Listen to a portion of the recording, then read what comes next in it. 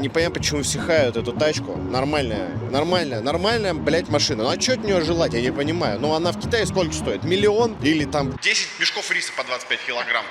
Ну, по факту, за такую сумму от нее ожидать, что она будет примерно хотя бы на каком-то уровне. У нее свой уровень. Такой среднячок. Причем она, например, лучше, чем Тигуан. Ну, вы видели еще, что в Тигуане происходит? Если мы не берем версию там на 220 сил, в базовом Тигуане, мне кажется, тупо кошки старые приходят умирать в него. Все.